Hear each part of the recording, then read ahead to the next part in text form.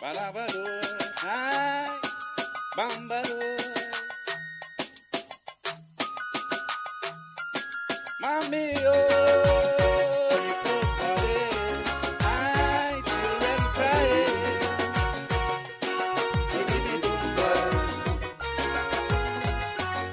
I know you're planning, I know you're grinding, and you're waiting for the time. You're constantly fretting and fussing. I know you really can't bear the grind. I'm feeling the plea, the agony that severely affecting this whole country is now in the hem, and a whole set of misery. Cause the people are now facing serious time, and the youth that devastating them mind. Unemployment stick in the sky, cost of living making us cry, while young men and women just drift to crime. That's why I want our election to come right now to reclaim this country from this turmoil. I want our election to come right now to give back the young people decent jobs. I want our election to come right now to get rid of all this biasness. I want our election to come right now to eradicate this wickedness. Right now, those young people say, right now, they want it today. They can't wait until tomorrow. Right now. Karikou people say, right now, they want it right away.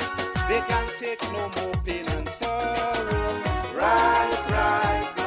Right now, the children lose hope. Right now, like they're hooked on the dope.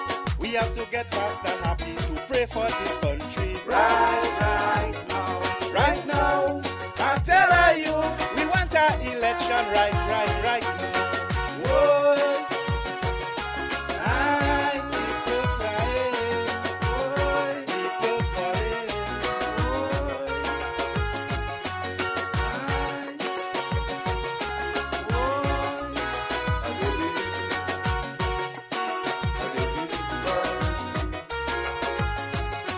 what they're lamenting, a figure hits hurting, with excruciating pain, the exploitation throughout this nation.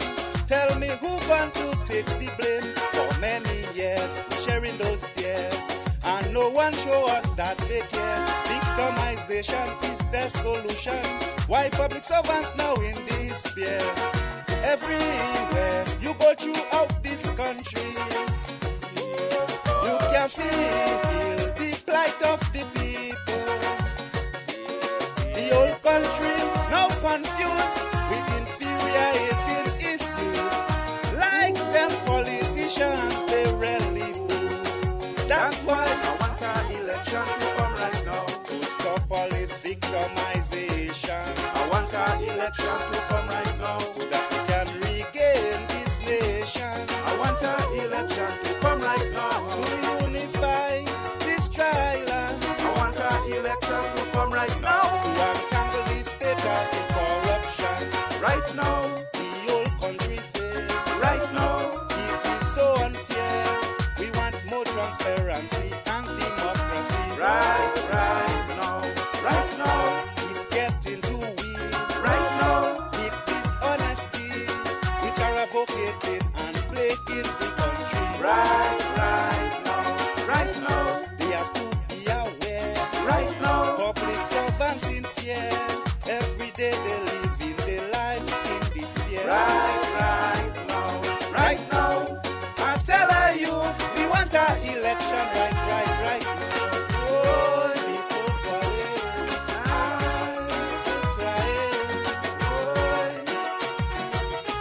And good night to Grenada, Karikou, and Pity Martinique. Once again, it is time for Talking Points. My name's Sheldon Scott. I'm here with you up until 10 o'clock. It's 5 minutes after the hour of 8 o'clock.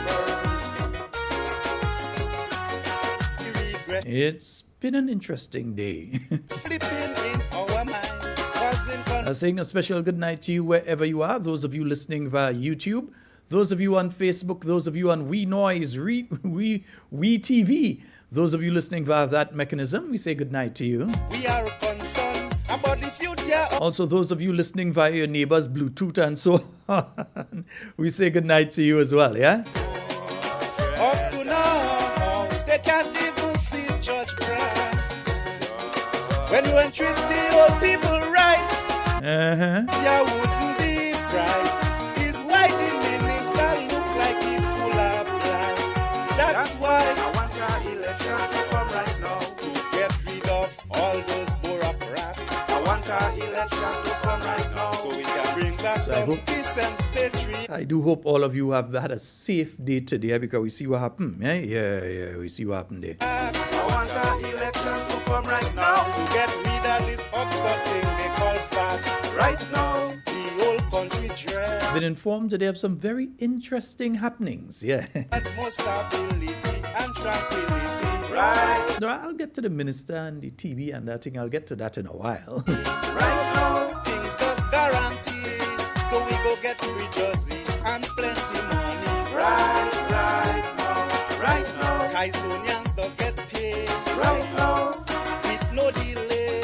We don't have to wait to ask another day. Right now. I tell you, we want our election right now. Also, let me say for those of you making your donations via the GoToFet, you can go ahead.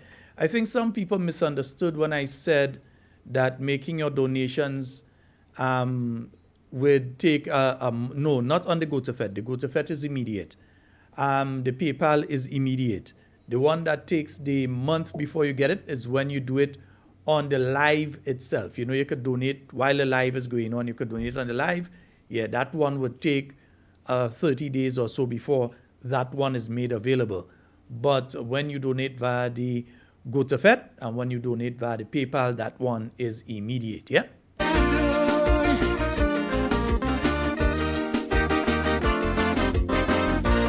We say a special good night. Let me see who is on the live tonight, yeah? Should be a life bell for the nation, cause they swear to an oath to serve the people genuinely. But at the rich in parliament, the things they do it's vast different. They thieving money, running woman and living happy. But our nation deserve better. Our children need the future, you see. So all them slack ones who join the bandwagon to Good night to you, Mr. Handsome. nation. Good night to you, Patricia and Matthew. Fire Mr. and Mrs. Watts, good night to both of you. out, I tell you. Ian, my good friend in Canada, I know you're locked in. You ain't calling, but I know you're listening, yeah. We voting them out. Oshawa, hit me a message, my good friend in Oshawa. Yeah, hit me a message, please. Trail It's important that you WhatsApp me, yeah. boys just cause. Lead that door.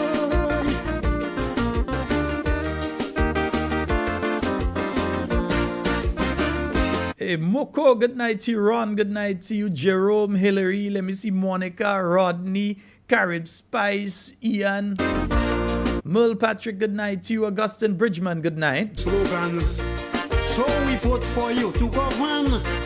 So why treat Will I Am, good night to you. Deborah Laborde, Chris London, Hillary Joseph, let me see Janice Mitchell. us that should be hung and go to hell? They also walking to Mr. PM. The nation is watching you. Marilyn Ferguson, Yolan Pariag, Faithlin Halley Douglas, Kathleen Ledlow. Let me see Gavin Thomas, good night to you as well. Cynthia Bartholomew, Agnes Henry, Vanessa Lalji, Maud Martin, Sky, Gillian Noel Dalton, Sean Claude, Abraham, Alban Harris. Good night to all of you. And let me see who's on the Facebook here. Emerson Roy, Shamin Ragba Singh, Cynthia B. Dr. Love, it's been a while, bro. It's been a while. I was in your neck of the woods over the weekend, I should have really passed in and look for you. Dr. Love, good night to you. Nicole Alexander, Tegwa. Good night to you as well. You take us, Tegwa. Lead that door.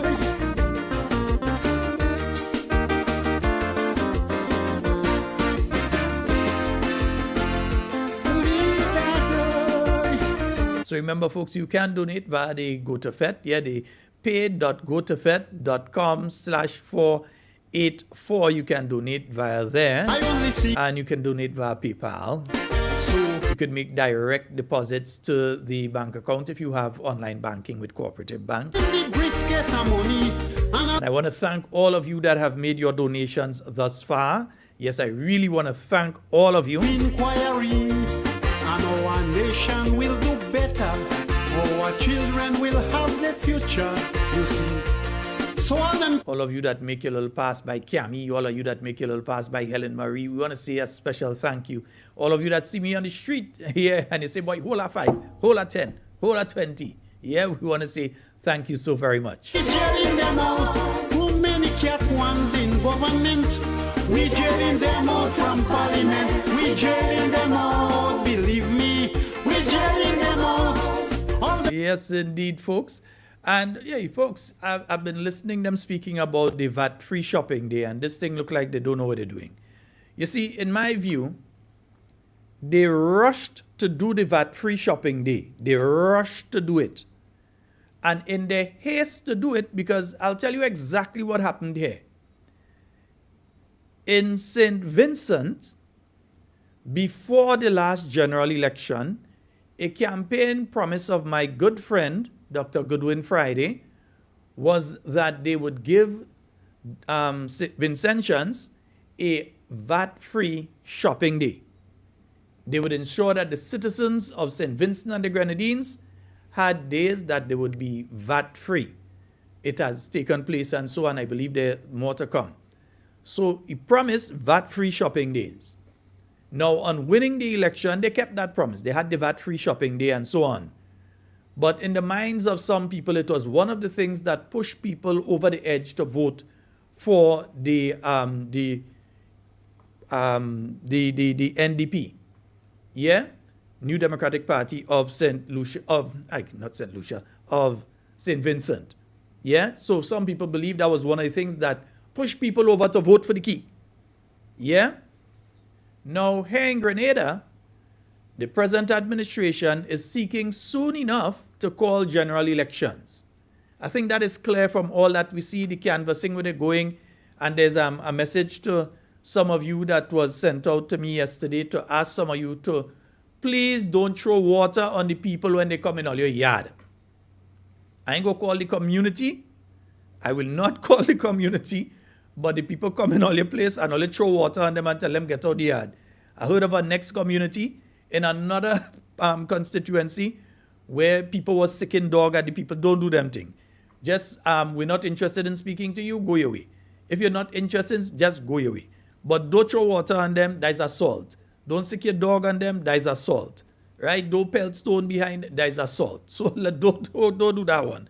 All right, yes, those NDC canvassers going around, and I hear some of that kind of thing taking place, who throwing water at them, who telling them, in the language that would typically used by the MP for St. John, don't come up the road and that kind of thing.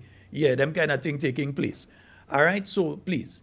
But because they're looking to call the general election, you see, I forget my point. Because they're trying to call the general election, they believe that the NNP, because the NNP has been rolling out different things that we will do.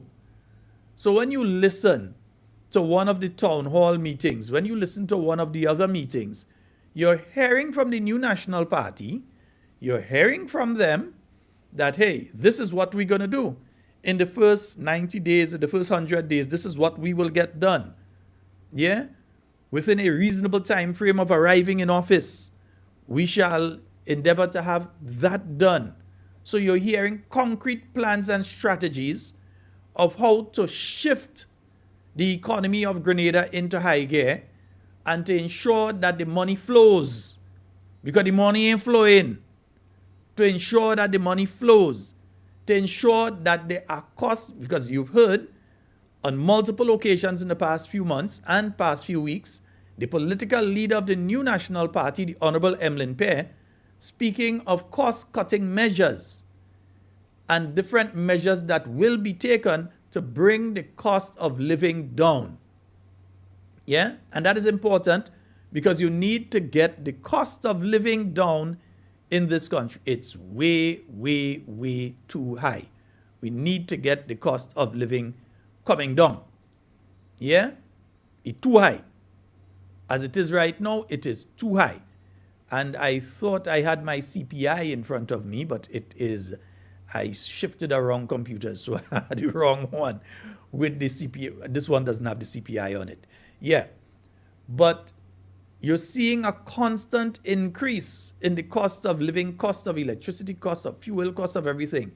When you look at the past few years, you've been seeing that constant increase, and the government has not been taking long-lasting proactive measures to deal with it. So they believe that the NNP was coming and say, well, we're going to do VAT-free shopping days.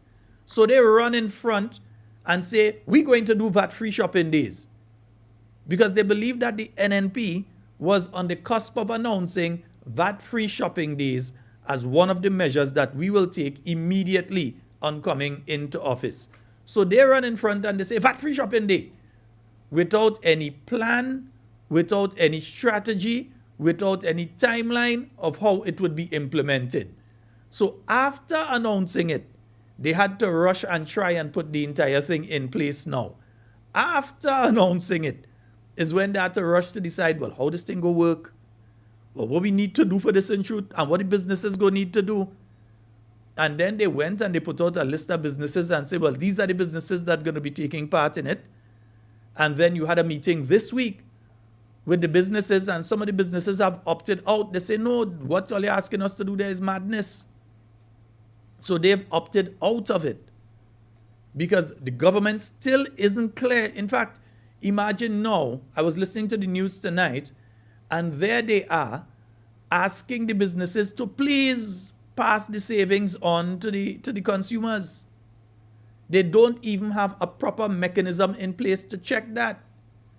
And on top of that, they're saying that they don't have enough staff to be able to monitor on the day to make sure that the savings that customers are supposed to be getting is really and truly being passed on to the customers. Then what you do the thing for?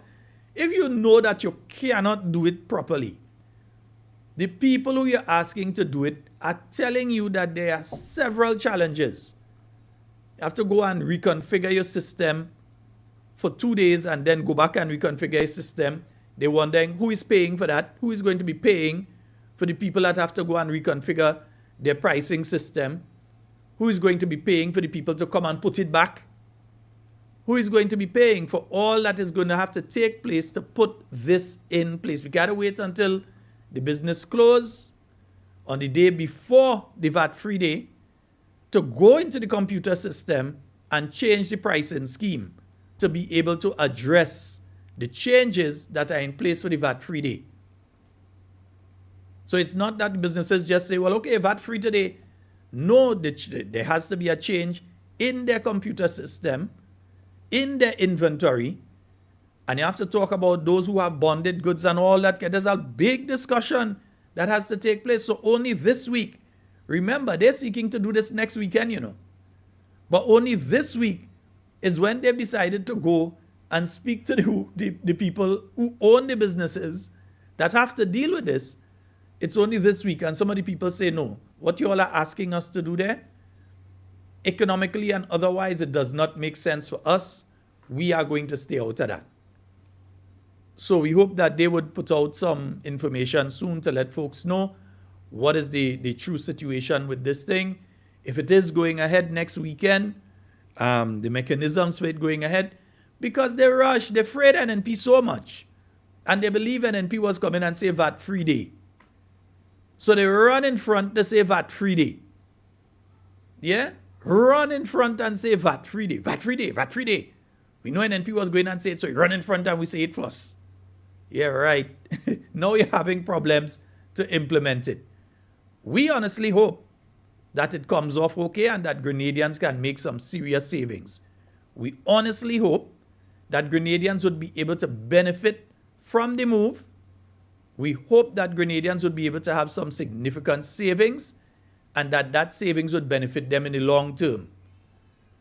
We also are saying that the new National Party has already put out a slew of various measures it will take, not for 2 days, but permanent measures and long-term measures that will be put in place that will drive the cost of living down. Not to say we're only doing it for 3 months or 4 months and then we're going to review and see. No. Putting in place measures that over a long period of time will continue to keep the cost of living at a reasonable level. Not the kind of increases we see taking place right now.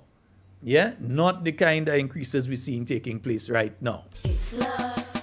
It's love. It's 21 minutes after the hour of 8 o'clock on the Spice Isle of Grenada, the most beautiful island on the face of the earth. Huh? Hey, good night to you, Sheldon Douglas. Money, money. How you doing, Dougie? I wish it was love. I believe in love. But we need to stop trying to fool ourselves and fool other people. You don't have no enemies. Each one is your friend when you got money. Oh gosh, money. Money. You could be a zombie. No problem again when you got money. Oh gosh, money. Money. Okay, just got a message. The Pavement Crew, they're asking for their money. Yeah? And tricks. 3 fortnights now, they have not received their money. The people have children to mind. You know when we talk here, that was here. So, hey, the people need their money. Cornwall, where the people? Yeah. Love make the world go. Deacon, you the minister, where the people? A nice sweet lady from the country, always giving help. The Paving Crew ain't get the money 3 fortnight now. Give the people the money. Nice. Or listen, the country ain't broke. You come out Qatar and collect. Give the people the money. That kidney, they found one, but they had no money. Saturday, the man. Or the money that all they went in Qatar for is more the campaign money. Because we know all they went with a private jet, so all they do have to go through the commercial. Yes, so all they just go through Grenada thing and all they go with all their bag and thing, all they come back and all they didn't want to travel commercial because commercial, all your bags might have, you understand? And they might have to go through, right. So all they travel on the private jet that cost, what is $250,000 for that trip? Yeah, maybe even more. All right, yeah. Could be as much as $500,000 US for that plane to go from Grenada to Spain to Qatar and then back to Grenada. And we don't know if all they take a little trip in between, but I go, no. We don't know if all they take a little trip in between and stop somewhere in West Africa. Yeah. Now, do we know if we, the Grenadian taxpayers, are paying for it or some benefactor is paying for the plane? Eh? Money makes it. Oh Lord, money. So that VAT-free day thing right now, Papayo. Little Ashley family, bow they lost. And the Paving Crew is asking for their money. Money. Come Mr. Money makes the world go round. Money makes the oh Lord, money makes the world go round. It may sound like madness. Okay, and I just get another message from another member of the Paving Crew. They want their money. All right, nice, yes. Oh, the maintenance, that's not the Pavement Crew, this is the maintenance workers. They want their money. They haven't been getting their money too. They want their money. If all they go Qatar and collect money, yeah, we hope it is not campaign money alone all they collect, because you know all they go and collect that. So not only campaign money that all they come back with. Folks, when them NDC candidate come by, all they make sure all they get all they cut out that Qatar money. That is why the whole Don't let them go back with it. Don't let them hold on to it. You know. Hold them. I mean, they ain't getting the vote, but take the money. Oscar did that. And they playing fast and they come in and ask you what you want. Yes, you want a new fridge. You want a new stove. Yes, when they come and they ask you what you want, ask big. Yeah, ask big. Well, he know Your car down, it need repairs. You need money. buy anybody. He pay cut best friend Oscar. You didn't send and call them. They come in your yard and ask you what you want. So tell them, yeah? For Oscar, it was They collect the big money. That is where they went to the private plane for, so they could collect the hundreds of thousands of US each. Yeah. But nobody cannot fool me. Cause the right. So don't get up. They're rolling in the dough. Take it. But we keep on singing love. But make sure at the end of the day that you vote for the new national party.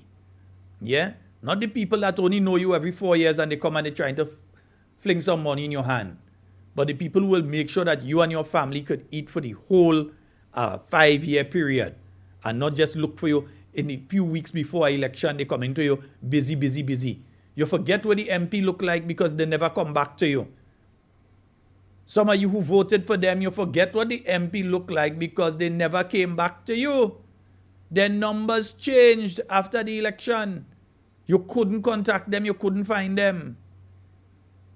But now they're coming back in your yard. They know where you're living now. They know that you need some help now. Now they know you. Money, money, money makes it alone. Money, money, money, money. Jesus love. And folks, just to let you all know, there has been a significant lawsuit filed, in case all you know, You, when you got money. So there has been a lawsuit filed regarding Project Polaris, yeah? Regarding Project Polaris. And all you know a gentleman by the name of Mr. Cadgington Hood. Yes, so that is the individual who was insured. Yes, Mr. Cadgington Hood. He has taken it upon himself. So right now, let me see who gets sued there. Right, who get dragged to court? Deacon and Miss Mitchell. Yes, Claudette Joseph, Robert Branch, Grenada Distillers, Dennis Cornwall, and Grenada Real Estate Corporation. I think I forget her name somewhere in between there, but yeah. So 3 parliamentarians, a public officer, and 2 companies there. So you have the Prime Minister, Deacon Mitchell, the Attorney General, Claudette Joseph, Mr. Robert Branch, I think he's the registrar of companies or something like that, yeah, registrar. You have the Grenada Distillers. Yeah, that is Clark's Court. They have been taken to court. And so Clark's Court has been taken to court. Right. Dennis Cornwall, the Minister of Finance, and Grenada Real Estate Corporation, they have been served documents already. I think there's only me that could serve documents on. They have been served documents, yeah? So, yeah, we're going to see what's going on with them. They have to come in court and answer for some of the things that they've been doing there. Papa, yo. With he and cut over land. Well, he I used to say, breaking news. with money could buy anybody. He paid cut best friend Oscar to kill he. At that time, love didn't exist. For Oscar, Good Kaji for them. Cadgington Hood, good night to you, sir. so me can't fool nobody, but nobody cannot fool me. Cause the writing is there, plain. Small axe, good night to you, bro. Keep on singing love, makes the world go round. I'm fed up of hearing that still old song. We keep on singing love, sweet love makes the world go round. I wish it was so, but it's said and done. That money makes the world go round.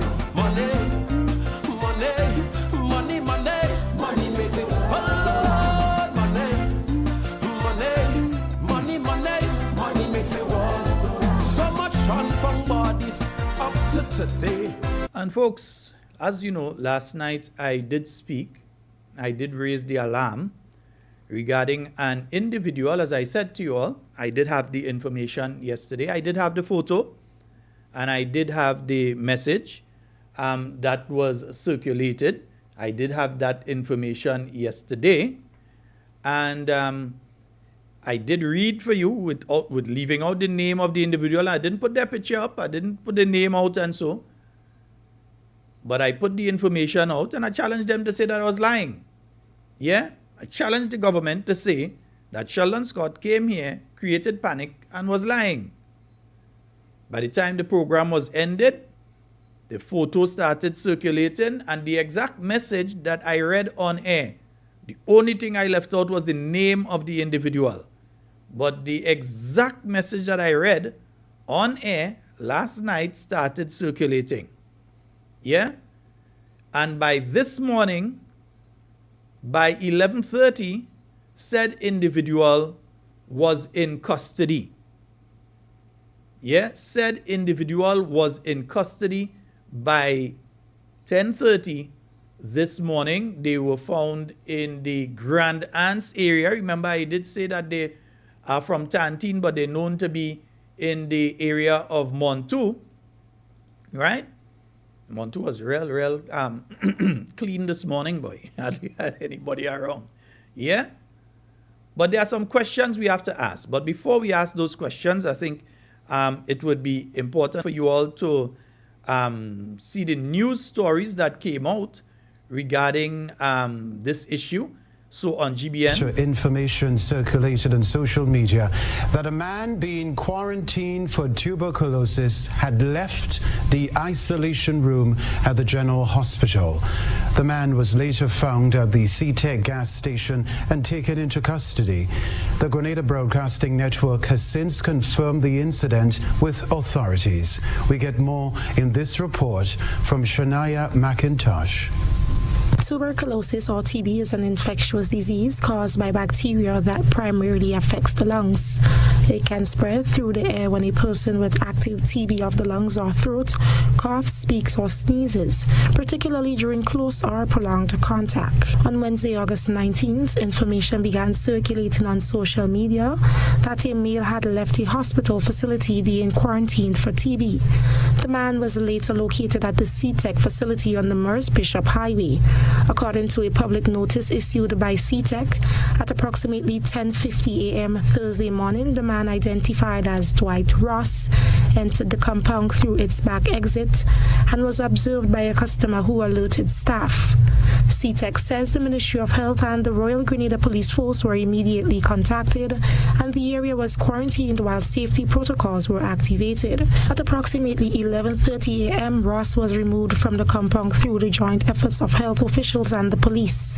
The company says the area where he was located was cordoned off and would be professionally disinfected by the CTEC staff and the Ministry of Health officials. The Royal Grenada Police Force has confirmed to GBN that the man was captured by law enforcement and is currently in custody. GBN also contacted the Ministry of Health, which indicated that an official release on the matter would be issued through its social media platforms. CTEC says it remains open and operational with the health and safety of its customers, employees, and the wider community remaining a priority. Reporting for GBN News, Shania McIntosh. So folks, I did spend some time around today, and in fact I ended up in CTEC. Yeah, I ended up down there. They did have the place cordoned off and so on. I did see a message earlier that he had been found in that area, and the same thing we said last night, send the police and them to go and get the man. No personal protection equipment. The police will stand up over there waiting for the Ministry of Health people to come down. You're telling police that there is a person out there with tuberculosis. You're sending the man picture and telling police, when you see this man, bring him in. And I mean that is called for in the Quarantine Act, the Public Health Act, we know. The law gives provision for those things. But you're telling the police, go and pick him up and bring him in. The same police who does have to go in the station with other police, who after that, all these police have to go home to their individual homes, to their families, to their churches on Sunday to go and worship, because don't get up with that. A lot of police officers love their church on a Sunday morning. Going to church on a Sunday morning, yeah, or going to other activities and so on with other people. The same police officers, you're telling them, go and get him, but you ain't giving them the equipment. The poor police officers stand up there with a blue gloves on his hand, no mask, no other personal protection equipment, but he's supposed to go and pick up the man. Yeah? That is the kind of thing that we have going on here. That is the kind of mawares that we have going on. Health scare has ended with the capture of Dwight Ross, the man diagnosed with active tuberculosis. He escaped from hospital custody. Ross was captured on Thursday in the south of the island at CTEC gas station, where management says it activated its public health safety measures following his apprehension. Rachel Bain reports. For the past 48 hours, a man who health officials say is highly contagious was spotted and restrained at a popular business place in the south of the island. Instead of remaining in the isolation ward where he was being treated, authorities say he walked out of the hospital and has made his way through the community, potentially exposing residents to the airborne bacteria tuberculosis. The young man, Dwight Ross, was spotted at the CTEC service station in Grandans. Director of the organization explains that the man was spotted by a customer who relayed the information to the supervisor. I was informed, and pretty much what transpired is that the guy made his way to the compound via the shortcut from the Limes area. He stood, he came and he sits right on the bench there. That area we have, like when persons buy, they can sit down, they can chill.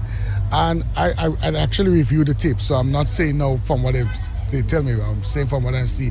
Within 5 minutes, a customer realized, of course, it was all over social media, and he came and he informed one of the supervisors, and she immediately called Health said whatever this for the police and so on.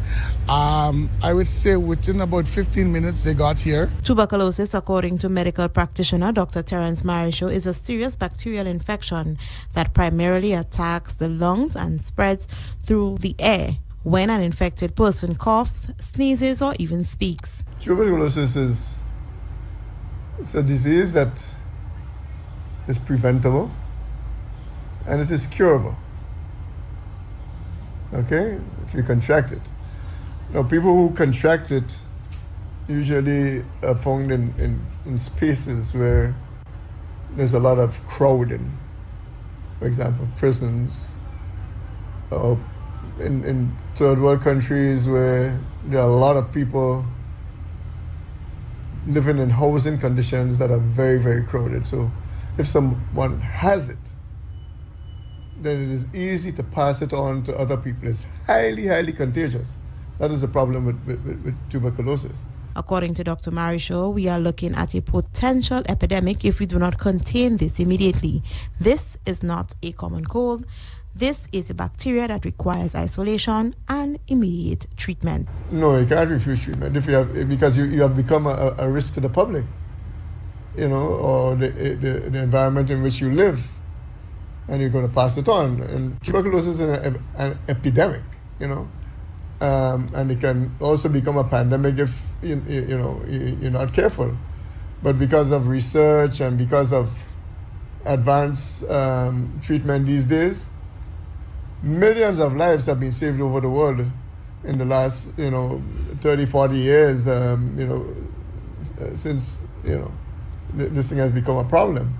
Director of CTEC service station says since the patient's restraints, the organization has taken the necessary step to isolate, close the auto department, and disinfect the area. Now they await the final go-ahead from the Ministry of Health to reopen the department.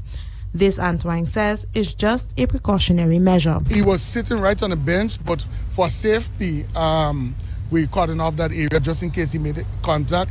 As I said, I came to review the camera and he made no contact with anyone. So I have to go relay that to them now and see if they can give us the go-ahead to open that area. But out of abundance of caution, we close that area because a lot of people normally sit on that bench and so on. Dr. Marisho says once identified early, there is no need for alarm. Dwight Ross is presently securely warded at the General Hospital receiving medical attention. For MTV News, Rachel Bain. While Ross has been apprehended, medical doctor Terence Marisho has been advising the public on the symptoms of tuberculosis and the need to seek medical attention if symptoms develop. Tuberculosis is a highly contagious bacterial infection of the lungs, particularly, although it can affect organs like the spine and the brain.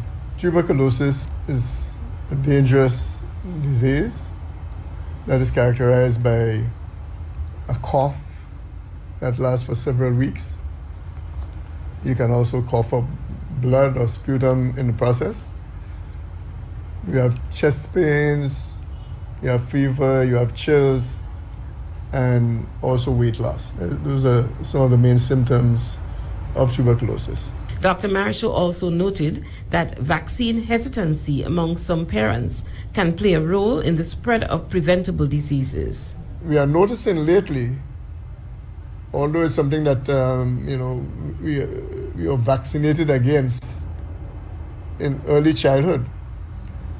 These days we hardly vaccinate against TB, but I think there's a need to return to that vaccination, because we are noticing that in many places where it has been eradicated, it is coming back.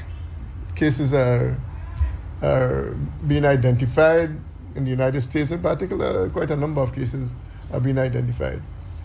And there's a need also to be very, very vigilant with this, because it's something that can spread easily. As I mentioned at the beginning, it's a highly, highly contagious disease. So it means that, if we're not careful, it's something that can spread very, very, very quickly if we don't take the proper precautions. I think we need to get back to the vaccinations. We need to have a protocol for TB in this country, because every now and again we see cases cropping up, whether it's in a prison or wherever it is. But we need to develop a protocol for dealing with this particular problem now and in the future. So, folks, let me ask some questions here.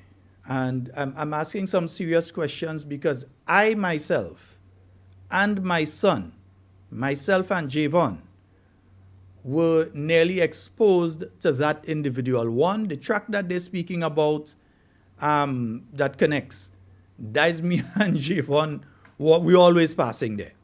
Yeah? And in passing there, I have seen that individual before. Also, just last week, one day in last week, while on a bus returning home to Frequente, the bus stopped at the bottom of Guankai Hill, and that same individual attempted to board the bus. They had their money in their hand, and they attempted to board that bus to go wherever. I don't know where it was going. But myself and Javon were on the bus. The driver passed in, and that individual was attempting to board the bus. But I found it a bit strange at that time because they were holding their money in their hand, and the drivers told the conductor, hey, don't pick up that man. Leave that man right there. Don't pick him up. But it didn't occur to me that that is what was taking place there. I just thought, well, probably it's a person that has gone on bus and give trouble, or usually you don't pay, or there's some people, body odor, different things, buses don't want to pick them up if they have mental challenges, whatever, and they give trouble. So I thought it was a situation like that. But in the same way, it could have been a bus driver that really didn't care and just pick him up, because apparently there had been some notification to bus drivers in the vicinity, in the south of the island, not to transport that individual, that the individual is sick and not to transport them. So I know they were seen in the last few days, they were seen on the Carenage yesterday, in fact. They were seen on the Carenage, mingling in between people there on the Carenage. This is how serious this thing is. They were seen on the Carenage mingling. People see them. Yesterday, we talked about this last night, is when we raised the alarm on this show. And yesterday evening, that individual was there on the Carenage in between people. And again, attempting to get on a bus, because it's not the first time that I was on a bus. That individual tried to get on the bus and they were denied entry by the bus drivers. So one of the things I heard today was that the bus drivers were informed, don't pick him up. That he's a threat, do not pick him up. That is what I heard today. Yeah? So you have that situation. Did they not think it is important because you are not breaking any law? You are not breaking any rule by letting the public know who the individual is, the situation with the individual, and ensuring. So if, let's just say that last night, after I got that information, I came here and I decided, boy, I'm dealing with the CPI. Me ain't bothering with that. Leave that so. I ain't bothering with it. What would have happened? he would have been out there, because the next question we have to ask is how long, because I still am not sure how long he's been out there, you know. I don't know if the man was playing jab. I don't know if he was playing jab. I don't know if the man was in and between in Monday night mass or pretty mass. I have no idea.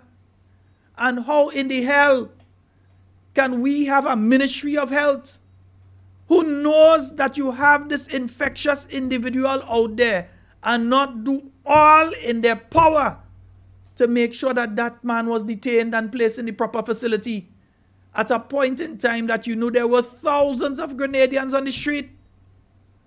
At a point in time that you know you had all the people that were visiting from the US and the UK and Canada and Trinidad and Jamaica and Barbados and all the people over from St. Vincent and St. Lucia, boatload come down from St. Vincent. So at the point in time that all of this was taking place, you, the minister, you knew that this individual was out there. How long have they been outside? How long? Because I'm hearing some dates now, I'm hearing some timelines now, and I really don't want to believe that. Because I'm hearing things, and Ministry of Health, all you better come clean. All you waiting until Friday because all you think this story done? Kevil, all you know me better than that, bro.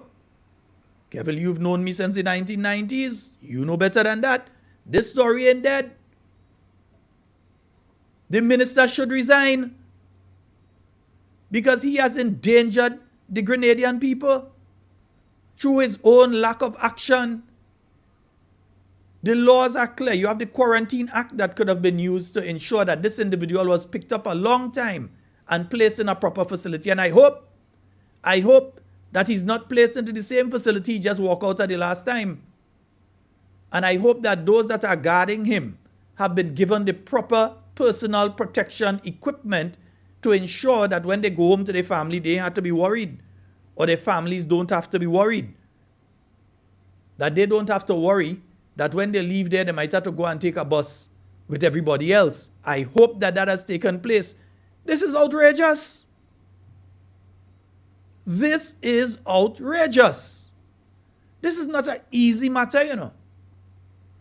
Because 5 months ago, let me repeat, 5 months ago, we heard the chief medical officer on a program on the Government Information Service stating that they had an increased number of TB cases for the year 2026. They also mentioned that there was an individual that had become, had the version that was difficult to treat with medication. It wasn't because they keep getting treatment and running away and getting treatment and running away, that their version of TB had come drug resistant. And they had mentioned that there were several people that were just leaving and go. So if 5 months ago, in March, you knew that was the case, in March, you knew that was the case, and you put nothing in place to, one, get these people, number two, secure these people and treat these people. Minister, you need to resign. And don't try to put it on some functionary at a lower level. You in charge and you knew. The permanent secretary can't make regulations. The chief medical officer cannot make regulations. The promotions officer in the ministry can't make regulations. You, the minister, are the ones that can make regulations. In other words, the minister can create new aspects to the laws that he does not have to go directly to Parliament with. He can do it by regulation. So on the Quarantine Act, he can make additional regulations to deal with the situation of TB patients that are running away from the TB ward and going about the business. They could have made additional regulations to put in place a facility that can be properly guarded and secured so that the staff and the general public is safe from infection. They did not do that. The staff, some of the staff at the hospital didn't even know this thing going on. It's when people listen to the program last night. I said, Shalom, what are you talking about? I at the hospital, I don't know anything about that. This is the situation. Listen, they're lucky that GIS YouTube gone. So the video gone. With the informed discussions, the video gone. Yes, we have lost that. Yeah, joke I'm making, man. All you know how to save everything. Yeah, you all know better than that. You all know how to save everything. Yeah, lose what? Yeah, let me play it for you all. Yeah, here, what was being said to us in the middle of March. Not middle of March, not middle of last week. Middle of March. When all you writing, all you release, all you better come good because we have a lot of questions to ask. Yeah? The middle of March, this is what was said. This one is going to be a bit long, eh? One of those territories that, because of strong public health measures that were implemented way in the past, all right, such as things as improved sanitation, clean water, building standards that promote, ventilation and all of that, vaccination. Because of all these strong public health measures that were implemented in the past, we generally enjoy a very, a more or less stable epidemiological environment. Mm-hmm. Now, TB is one of those instances where we have been able to maintain good control over this disease over the years. So generally, maybe between 1 or 2 or 3 cases per year. Now, I'll just give you a few statistics. In 2020, we recorded 1 case and 1 death. That case died. Okay. All right. 2021, we had 2 cases. 2022, 1 case. 2023 was an unusual year when we detected 5 cases. All right. 5 cases. 2 of those cases died. 2024, we had another 2.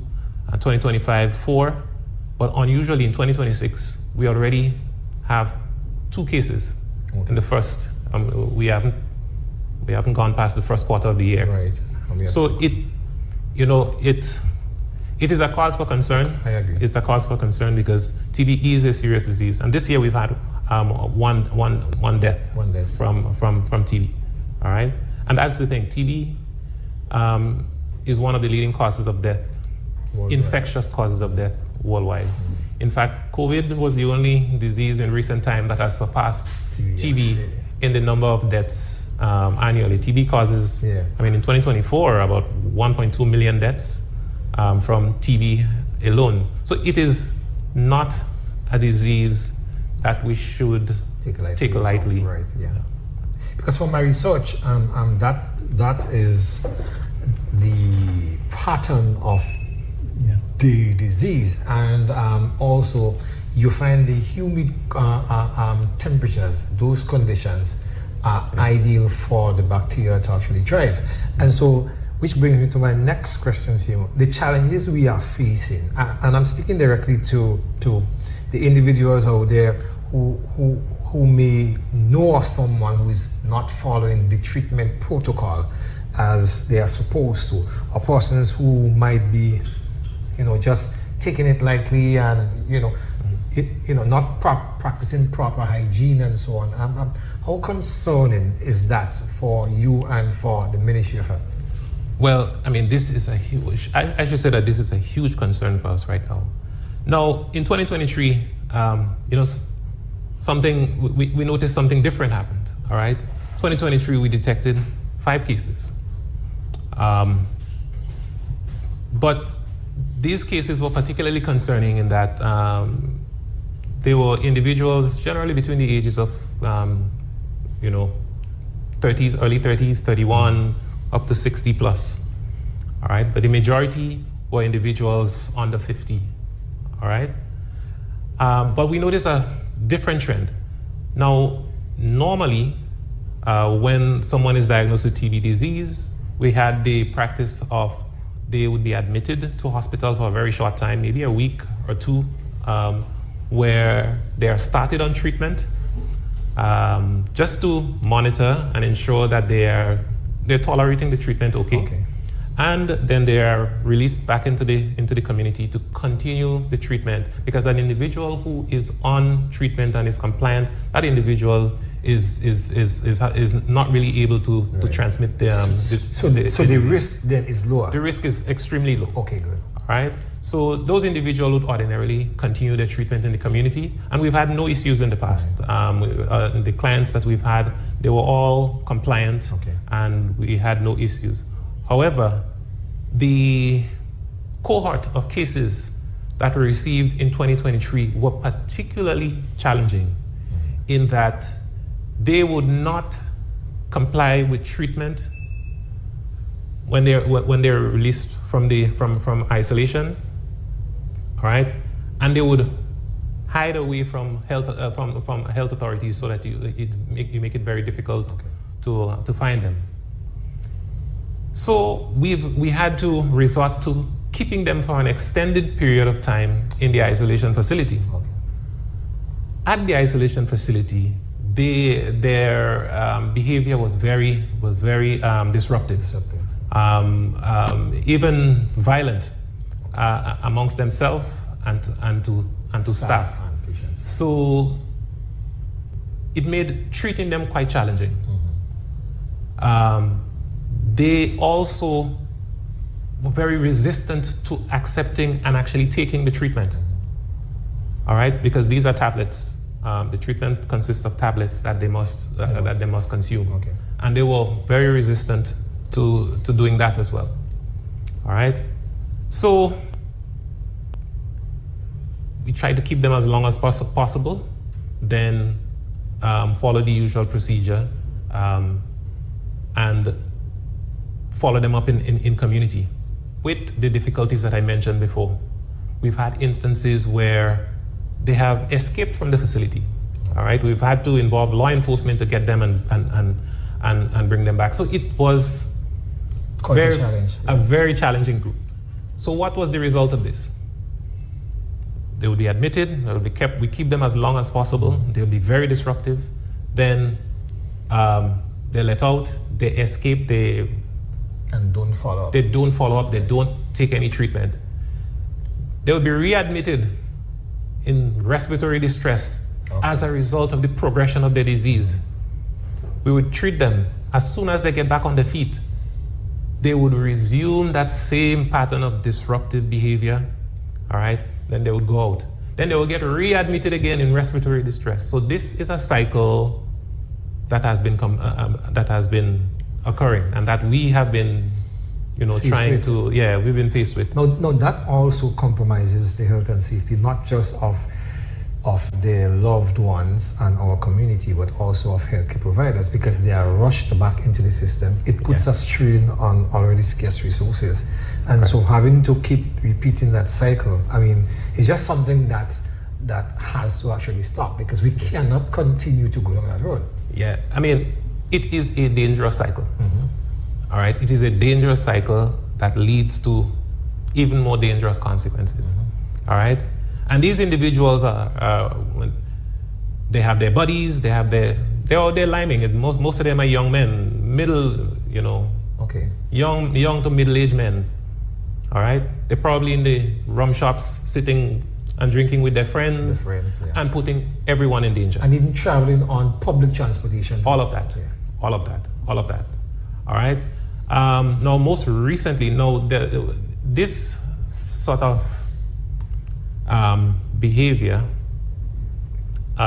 we were particularly concerned for one aspect in particular, and that is development of drug resistance. Now, the thing is, as with most infectious diseases, if they are inadequately treated, all right, over time, the organism that you're treating can become resistant.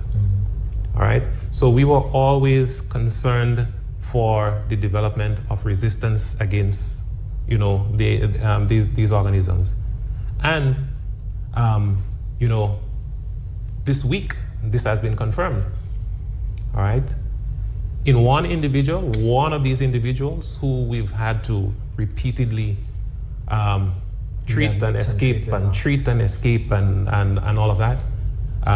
For the first time in our knowledge, we now have cases of a case of drug-resistant tuberculosis here in Grenada in one of these individuals. Okay. All right. Which exacerbates the situation. It makes things a whole lot more difficult. All right. So this is another challenge that we have to deal with, and this is why we have to take these things more seriously. We need the support of families and communities, and in dealing with these individuals, we need the support of friends, mates. Yeah. All right. You are sitting playing dominoes with a friend who escaped from the TB ward. All right. That individual is putting your life in danger. Is putting everyone's life in danger. All right. We need more cooperation from the public in identifying these individuals and also reporting them. But we also need support from the community in treatment as well. All right. We need a whole supportive environment where these individuals can, receive treatment as well. Right. All right. Because, infectious diseases do not respect people, status, borders. It doesn't. All right. And usually, if there's a risk anywhere, it's a risk everywhere. All right. So we have cases of drug-resistant tuberculosis as a consequence of the challenges we've been having with these most recent cases. The treatment of drug-resistant tuberculosis is even lengthier and more expensive than treating, drug-susceptible TB. Now, the concern is if these individuals are so resistant to partake in treatment of, drug-susceptible TB, what kind of success do we expect for, treatment of drug-resistant TB? Yeah. And does it also make it more costly? Much more costly. All right, much more costly to treat a case of drug-resistant TB than drug-susceptible TB. So, folks, I decided to play that whole bit for you because I wanted you all to hear. This was said in March. What you've heard there was said in March, not in April, May, June, or July, or in August. What you heard there was said in March. That there was at least one individual who keep running away. And what we need to know now is that same individual who has the drug-resistant strain and keep running away, is that the same individual who was detained today? And if you have people listen, this is not HIV, People know it have HIV out there. They make a conscious decision to sleep with another person. If the person wicked and they have HIV, they pass it on to them. But they made a conscious decision. They decided to take a chance and sleep with that person, and therefore they suffer the consequences thereof. In this case, you are not consenting to anything. The person happens to be in the environment around you. The person happened to be on the bus coughing kufum, kufum, kufum behind your head. You're feeling all them spittle landing by your ears and your neck.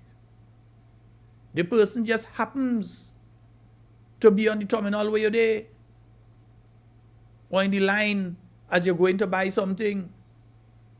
You have not made a conscious decision to expose yourself to that person.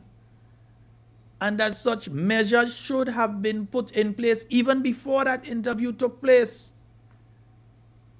It is unconscionable that such a situation has been allowed to continue in our country. Because again, in the case of this individual, we do not know how long this individual has been out there. We do know that at least 2 people have been infected by him, because there are 2 people that are now at the hospital in isolation that were infected by him. But that's the 2 that we know. And you would expect that at this point in time, instead of ducking from the media, instead of hiding from the media, that the Ministry of Health would have been out here doing contact tracing, that the Ministry of Health would have found out where this man slept last night and would have gone to that facility to ensure that it is sanitized, to ensure that whoever was in contact with him there, that those people are tested for tuberculosis. They would have ensured that any business places that he visited, they should have been going around to the business places in the south of the island and so on, and finding out if this gentleman went inside those business places, if he interacted with the staff there, if any of the staff have shown any signs of tuberculosis over the past few weeks or even few months. That is what the Ministry of Health is supposed to be doing, not hiding. Not hoping or they could put out a press release tomorrow, Friday, because Friday, if it come out on Friday, people go forget about it on Monday. We're not forgetting it. I warn you only from now. Put out all your release tomorrow, Saturday, Sunday. Put it out Christmas. I'm still talking about it. Because I'm telling you, I was going home and this man tried to come on the same bus that I was on. I remember his face. The driver who saved us, the driver who tell the conductor, hey, don't let that man come on. Because like the conductor was going, he said, no, don't let that guy come on. And he had money in his hand. Where he get money from? Where did he get money from? How has he been surviving? Because he had to be going into places to buy things. He had to be interacting with people different places to get money. He ain't just sit down and take a piece of mud and make money. He had to be getting it from somebody. So he had to be interacting with people at different places. Where's the Ministry of Health in ensuring that they contact trace and they find what? They're just afraid to say that it might be more than 2 people that he infect, that this might have been a super carrier case. And I'm not saying this to create confusion and fear in the nation. I'm saying this because there's dotishness that's taking place. I'm saying this because our lives have been put at risk due to the incompetence of the Minister of Health. He has the power to make regulations. They're too busy going and put up fireworks and all kind of nonsense for Project Polaris. I set a bush. High bush up there. Right now, Jenny can't even go in because she Afro. You can't even see she Afro. At least the last one, you could have barely see she Afro. No, you can't even see the Afro. The bush high. So instead of spending the time to go and put security and security boot and fencing around there, you don't want people going in and so. They should have been protecting the Grenadian people. We do not know if he has been responsible for anyone dying. We do not know. And they can't tell us that they know. The Ministry of Health has failed each and every Grenadian. There are workers who travel on the buses and then they go to the home for the aged, you know. They go to the home with the elderly. The same kind of thing as during COVID. They go to the home with the elderly. And if they are infected, guess what's happening in the home? This individual, from what I'm hearing, was imprisoned. What's the situation with the prison? What is the situation with the Richmond Hill facility, the prison, and TB? Is it active in the prison population? Has it been active in the prison population? How many people are presently positive? Has that been assessed? Has that been done? You heard Dr. Terence Maricho speaking about the prison facility and that sort of thing. It take us having to raise the ant's nest last night. Other than that, this guy would have been around people tonight. He might have been in Saigon, in between fellas tonight. He might have been on Wall Street, in between people tonight. And who knows if he wasn't there during the carnival season. This is not just a failure. This is endangering the lives of each and every Grenadian. And as such, somebody must be held accountable. And that's why I said the minister should resign. This is not no minor thing, you know. This is life and death. Let me only hear one piece of this thing again, because I have a problem with something that was said there by my good friend Dr. Sean Charles. You're saying that the public needs to help to identify. How the hell the public go identify the people? How in the hell will we, the public, identify the people? We're not the Ministry of Health. We don't know if it's a bad cold a man have. He smoke a bad weed and he start to cough. We don't know if he drink a rum and the rum hit his chest the wrong way and he coughing. We don't know. You all are the ones who do the tests. You all are the ones who are aware of who these quote-unquote troublesome TB patients that keep running away are. You all know who they are. You all don't inform us. So how you expect us to help you? The only reason that he was so quickly found and apprehended is because we make noise last night. Because we make sure that the information went viral last night. That is the only reason he was picked up. And with the speed that he was picked up. Not because you all were doing some marvelous job. The workers in the ministry afraid to go for the man. The police afraid to go for the man. Everybody afraid to go for him. We got to make noise for it to go for him. Well, now I'm making noise for you to go, Mr. Minister. And he go sit down and he go grin, go away, don't worry. We know when we go make you go. You must go. Either you go by your own going, or we go make you go. But you must go. Let me play this one for you all. In comments, I just have one final question. Do you think that if this pattern continues, we may have to look for other options? Maybe how do we find them to be in a setting where they cannot break free, maybe get more law enforcement and security personnel involved? Because we understand the bigger risk is that they can go on to infect an entire community, and then one case is one too much for us. Yeah. So what other options might be on the table? Is it safe to say, as when we are going into war, as we have been seeing, all options are on the table, or we are still trying to see how can we best arrest the situation? I know that we have been trying, we have done quite a lot, but the concern is that of the patients not really adhering to the treatment protocol and is not willing to cooperate with us 100%, and that is where the gaps are. So how do we now try to bridge that gap? Yeah. Well, let me say we are currently discussing options. All right. Immediate options such as increasing security at our isolation facility. In the past, how these things were handled. We have a location in Grenada called Quarantine Point. That was a that was a solution back then to deal with a particular issue.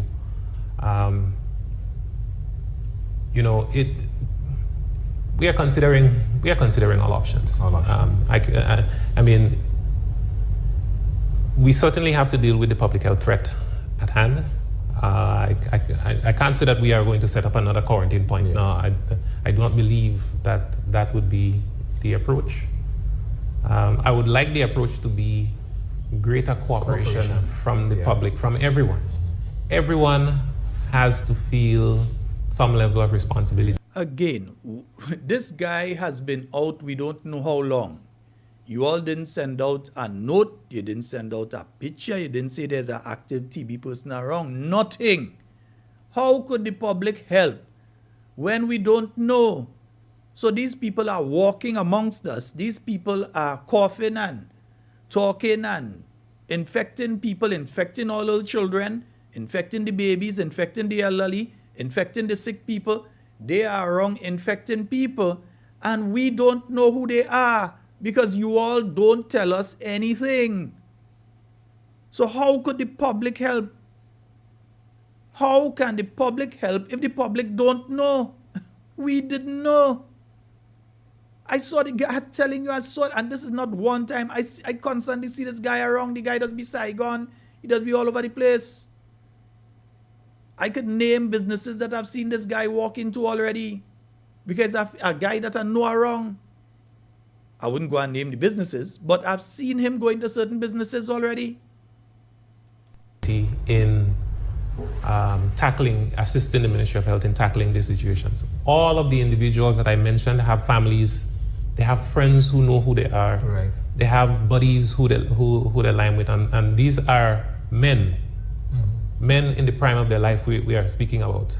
All right, men who could be sitting playing dominoes under the tree, or sitting in the rum shop, you know, or even on the block. And these individuals, particularly, are individuals who are on the block. Right, and sometimes they may find themselves exchanging things like cigarettes, exactly, and all of this, marijuana, all of this. and so on. So yeah. the risk level is extremely significant when one sits and really analyze what is presented here. Yeah, we need everyone to be on board. So folks, yeah, everybody willing to be on board and everybody willing to be on board. But relate with us. Tell us what is going on. Let us know when it's situated. Folks, I open the phone lines. Yeah, because getting down into the program. Let me say a special happy birthday to somebody before I go and forget and think. Let me say a very special happy birthday shout out to Miss Sherma from Calgary, Alberta. Yeah, we want to say a very, very special happy birthday to you, Miss Sherma, out there in Calgary. Yeah, I hope that you're having a wonderful, I know the kind of thing is a kind of vexing thing, but I hope that you're listening. Yeah, and you get that message tonight. You have a wonderful one, my dear. Yeah, folks, no, imagine that, huh? Because you know I doesn't just say things so. The ambulance was called to come for this man. The ambulance refused. They're afraid, they don't want to take that man and put him in the ambulance. They're afraid to come and take him to put him in the ambulance. The ambulance was afraid to come for him. That's the Ministry of Health people, you know.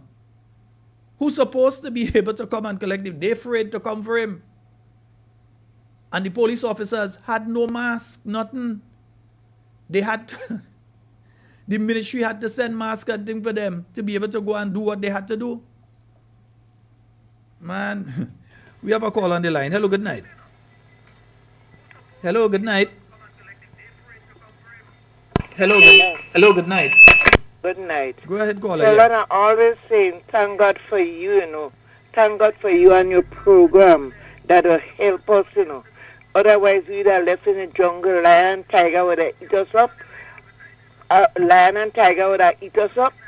Good night, children. No, we're hearing you. You go ahead. Good. You go ahead, caller. We're hearing you. Yeah, yes. Otherwise, lion and tiger would have eat us in the forest, and they'd have just meet the skeleton inside it. Because the thing about it, only this for the carnival, I was discussing something with some people, and I was telling them, I say, caller, pay attention to low the volume in the background. That's killing the audio. Saying about some of the people and them that play carnival. Look at the outfit and them, right? And they have to go on buses with people. Now the buses association should have a thing like disinfected. If it's, I have no thing. All right. Yes. So I think that the bus association should have some form of thing to disinfect the bus if it's every other trip or if it's every trip.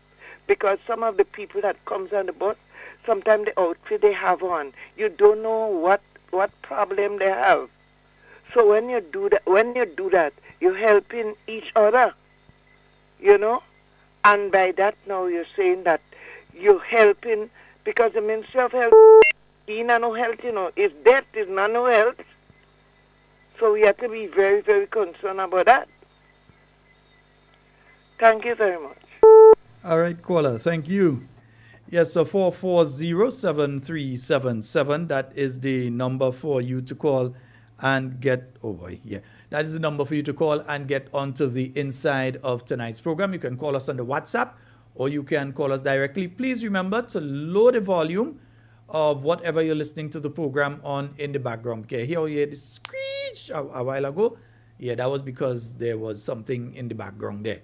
All right, so just remember to lower the volume of whatever is in the background. We have a call on the line. Hello, good night.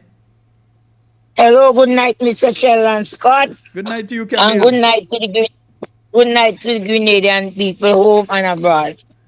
Sheldon. Son, well, it's a very sad situation. You see that child? I listened to you tonight. with the young man. I know that child a baby, Lord have mercy. I know his mom. You from town, yeah? Listen to Mr. Scott. I know his mom, may she soul rest in peace. And his father, I grew up around his father and his aunt and everybody, When I left home this morning and I went to the terminal and a warden that showed me, I feel so bad. I feel sick. And it is so sad. I feel sorry for that child, to be honest, because as a mother, as a grandmother. And I'm sorry for his father. The father has tried. This type what happened. That little boy go through something in his life already. Who don't know what I know. I feel so bad. I feel sorry for that child. And I always hear people say, when mother dead, family finished. And I seen that. I'm sorry for that little boy. But God have mercy on him. And we must pray as a nation and mothers and fathers. Pray for our children. I have my problem. And I pray for everybody. I have nothing against anybody, but that one hit me hard. As a mother and as a grandmother. Mr. Scott. Mm-hmm. It really hit me hard because I know the both family. I tell you, I grew up in his father's house when his mother was alive. Me and his aunt and everybody was good friends. When I see that picture this morning, I could have fallen down. Children. So we have to be very careful. Last week, I see a young woman on the bus terminal. He looked at it, she was a visitor. Because first time I see that woman, the lady had on no underwear. And she had on something like a t-shirt on. No panty. A bus conductor said, Miss Cammy, what something? I said, Lord God have mercy. And I'm begging the driver, don't take that lady on the bus. Don't put that woman on the bus. If you're going to take her, put a towel for her to sit down. And she gave me a good routine and I give her back. As a black woman. I just feel so bad to see the condition of some people when they go on buses. Men and women in this Grenada here, they don't have no underwear. No underwear. And then they say, "Now, Pastor, I'm sorry, I'm getting old." Nobody know what people have. What kind of disease they have. When you call the radio and you speak about anything, you have some big dogs, pit bull, who have to call back. Some pit bull, anytime you talk about good health, medical health, in Grenada, you have some pit bull. As you don't talk, they write all kind of things, comments about you. And they call again and they say all kind of thing. They're attacking you. We need good medical health in Grenada. I pray that I don't go in the hospital, you know. People are taking me with a pain now. Are telling me out and dead, you know. I'm not going. Anytime you talk about health is problem. Something wrong in this country. People are attacking you, Mr. Scott, as you talk. They're attacking you. They're telling you about your mother. Look at what they do to me. I sent some pictures for you to see what a police officer did to my son, a 40-year-old man. He stepped through and mashed up my son's car. And he trapped my child. I cannot do nothing because my son big enough to do what he had to do for himself. As a mother, I could only talk. I can't take them to court. I can't fight them. But if my son is dead, the police would have called me, Mr. Scott, to tell me, come and identify my son. You cannot speak in Grenada. You can't speak when anything wrong. They're attacking Miss Kami. The police come right in my yard where I 13-year-old. Take all the cameras on my house. And he bring his mother. And the mother give the police. I'm talking tonight, you know, because I know my life in danger. They're attacking me too. Mr. Scott, the child mother give the police the camera where he hide in my presence, and it's months, children. The matter can call in the courthouse.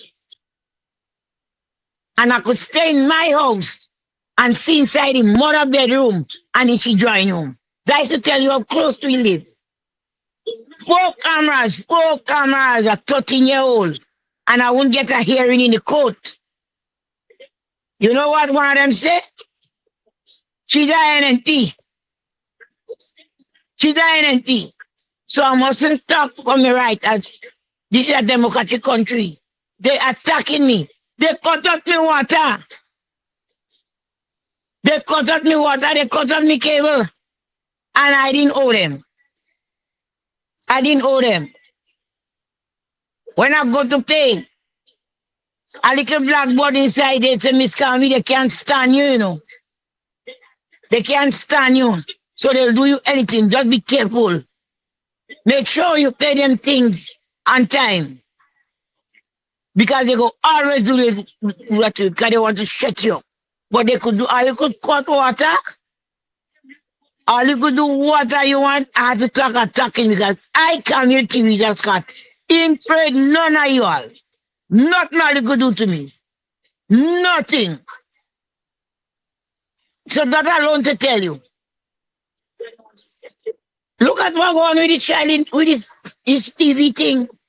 That little boy. Look at what they do to me, son, and look what they're doing to other people. Children. You can't talk in Grenada. They're attacking you. I always say, children, be careful. I prayed to go to the health clinic. I don't go to any health center, but I'm scared. Because you don't know what people have. You don't know what's going on. You don't know.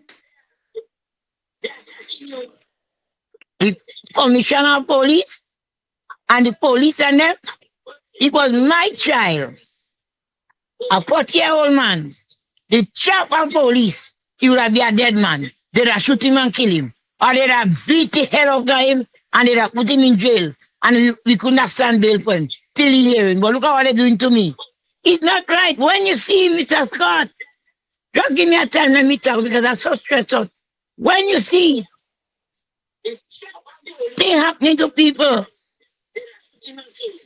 when you see things that don't happen to people, don't say it's drugs, you know. Do not say it's drugs. And I don't say it's over, you know. Do not say people going over your house and spoil them. The wrong thing they do to people. And sometimes you tears that all on them. And you know what's happened to some of them?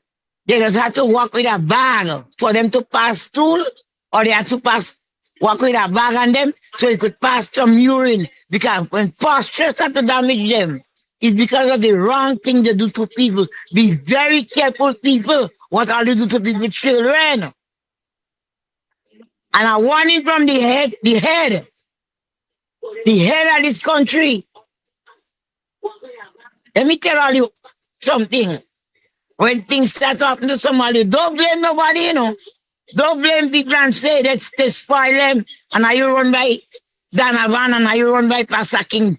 That nobody can say about you. What you run. Stop doing wrong things to people. But I need some justice from my son. He's a 40 years he have. And for his own thing, he talk, and you trap him. You trap him in his face. Sheldon, anytime you get a chance, show the nation, because I send them pictures. And how you think I get it? I didn't even know all of that.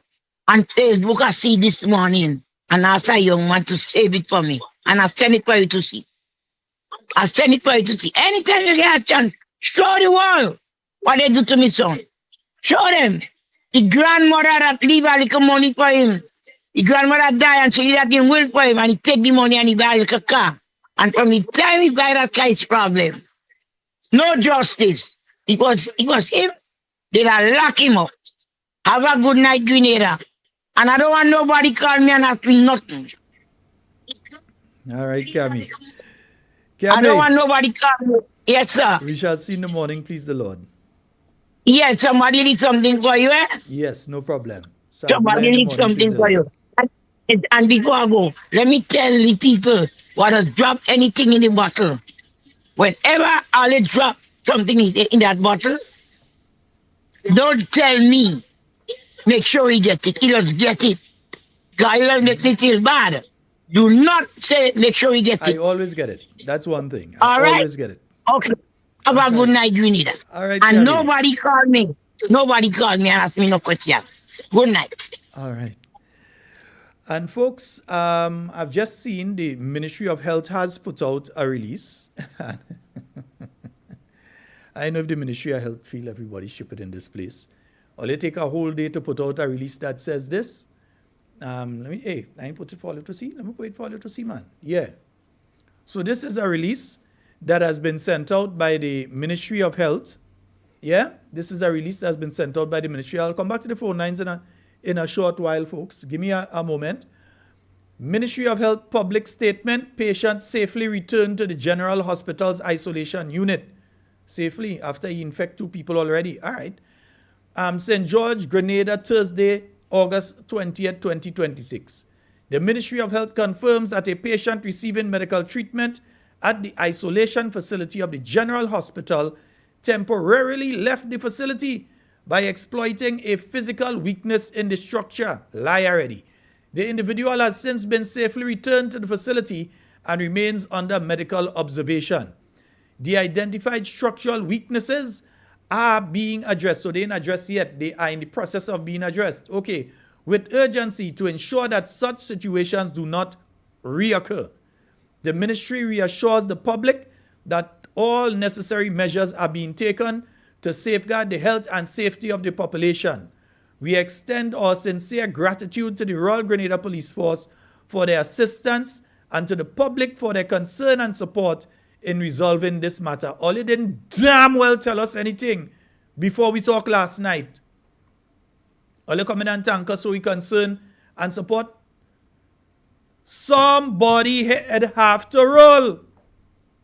Somebody had to go down for this. We have to make an example. Listen, you all saying he was temporarily out. I know when I see him. That ain't temporary. I know when I saw that individual attempting to come on the bus in Frequente. So he ain't temporary to make it look like he just run away on Monday or he just ran away on Sunday. Who are they trying to fool with that stupidness? Media, call the Ministry of Health and ask them how long was this individual on the lam. Ask them, number one, how long he has been out. Secondly, ask them if he is the individual referred to in March that is constantly running away instead of completing his treatment. Ask them those questions. And they better answer truthfully, because there are ways and means of confirming whether they're lying to the public or trying to mislead. What kind of press release is that? What kind of press release is that? Temporarily. Carnival are just finished, you know. Carnival are just finished. And folks, you all need to start saying where you see him. You all not need to start saying where you've been seeing him. What I mean temporarily left the structure, left the facility by exploiting a physical weakness in its structure. From what we hear, the man just walk out and go. That's what we hear. That's the weakness. My goodness. What's all you call? 440-737. I don't talk. 440-7377. That's the number. You all can call. We have a call on the line. Hello, good night. Hello, good night, Sheldon. How are you? This is Stephen here. Hey, Stephen. I see this guy face around here since before the carnival. I think it's a month before. So he there out here a while now. They saying temporarily, we? Yes. As if the man was on vacation. A while now, yeah. They're doing like he was on vacation then. All right. I'm here while saying Babali, but anyway, good night, sir. Okay, great. Thanks. Yeah, they do it like if the guy was on vacation. He wasn't on no vacation. The guy left the hospital and go. The guy leave the hospital and go. And from what I am picking up, from what I know, this guy been out since before Carnival. And we do not know, during Carnival time, a lot of people come back and they congregate in areas in the same south of the island where this guy was around. For instance, they go down on Wall Street. People go down there, you go and buy something to eat and that kind of thing. People congregate and that kind of thing. And that guy could have been there in between these people. Listen, there is one listener, and I hope that listener would have called. I hope that listener, if you're here listening right now, listener, call. There's one listener that has a family member that died in April of TB. And that family member contracted TB in Grenada when they were here in November of last year. We heard of a death in Grenada earlier this year. We don't know if there are more deaths since then. If the ministry thinks that with a major issue like this, that putting out this short, misleading statement is going to shut up people like me, joke all. Kevin, you know me better than that. Blossy, all you know me better than that.